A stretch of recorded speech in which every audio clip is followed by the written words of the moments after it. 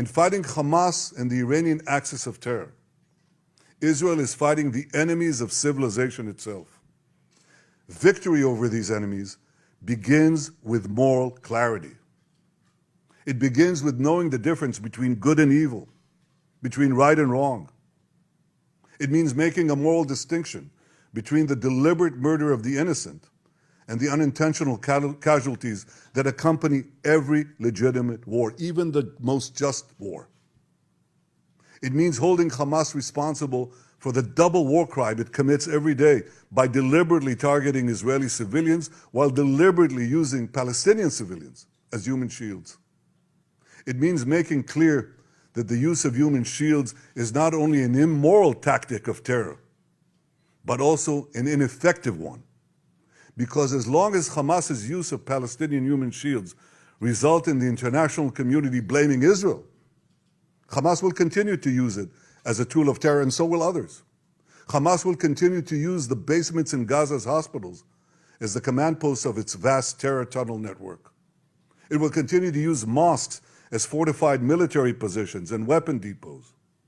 It will continue to steal fuel and humanitarian assistance from UN facilities.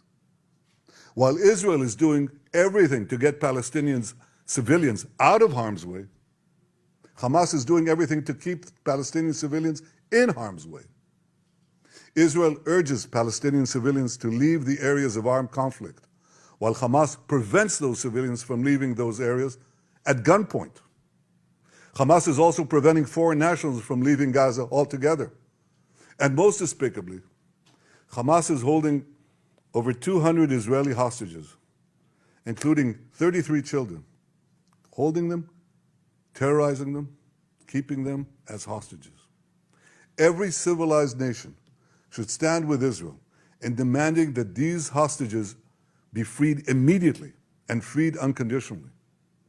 I want to make clear Israel's position regarding a ceasefire.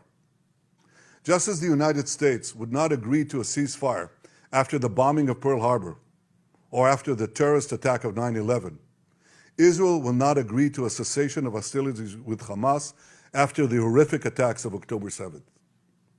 Calls for a ceasefire are calls for Israel to surrender to Hamas, to surrender to terrorism, to surrender to barbarism.